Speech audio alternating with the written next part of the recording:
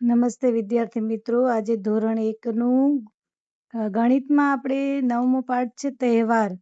તહેવાર વિશેની થોડી માહિતી આપશું બાળકોને કે તહેવાર છે એ આપણા ભારતીય કેલેન્ડર અનુસાર ઉત્તરાયણની તહેવારની જેમ મકર સંક્રાંતિ, પોંગલ, બિહુ અને લોરી શિયાળાથી ઉનાળાની ઋતુ તરફ જવાનો સંકેત બતાવે છે. તો તમને ખબર છે બાળકો, તમે કઈ કઈ તહેવારોમાં મજા લ્યો છો? એક તો સંક્રાંત એટલે કે પતંગ ચગાવવાનો તહેવાર, જે આપણને ખૂબ પ્રિય છે.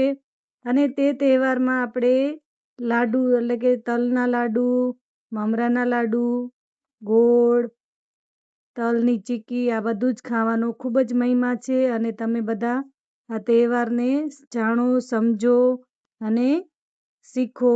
ધન્યવાદ.